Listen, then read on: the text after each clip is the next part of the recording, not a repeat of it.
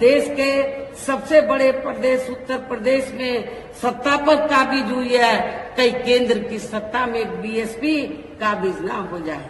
BSP अभी तो UP में काबिज हुई है, कहीं वो केंद्र की सत्ता में ना काबिज हो जाए।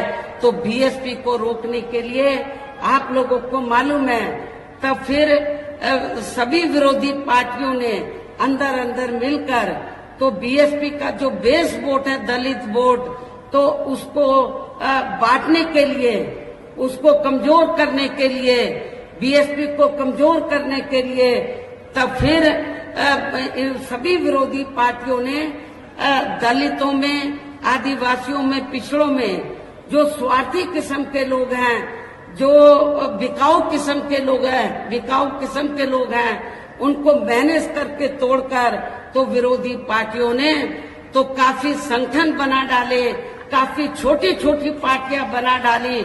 और किस लिए कि जब चुनाव हो पार्लियामेंट असेंबली का तो बीएसपी को चुनाव हराने के लिए, इनका वोट बांटने के लिए तो जो छोटे छोटे संगठन पार्टियां बनाई हैं तो उनके माध्यम से वो बीएसपी के कैंडिडेट को हराने के लिए तो वो अपने उम्मीदवार खड़े करवा देते हैं तो ताकि दलितों का वोट बढ़ जाए। ऐसा हमें आपके नगीना सुरक्षित लोकसभा की सीट पर भी देखने के लिए मिल रहा है।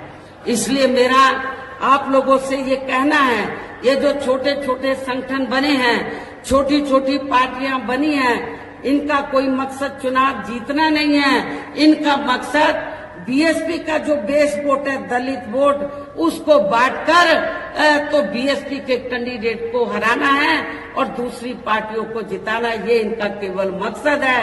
इसलिए मेरा खास तौर से दलित वर्ग के लोगों से ये कहना है कि आप लोगों को अपना वोट ऐसे संगठन, ऐसी पार्टियों को एक भी नहीं देना है। यदि एक भी वोट दे दिया तो फिर इसका फायदा दूसरी जातिवादी पार्टियों को मिल जाएगा।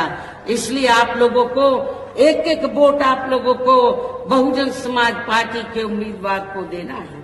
इसी प्रकार आप लोगों को जो बिजनौर लोकसभा की सीट है, यहाँ से भी हमने जाट समाज से तो अपने उम्मीदवार को चुनाव के मैदान में उतारा है।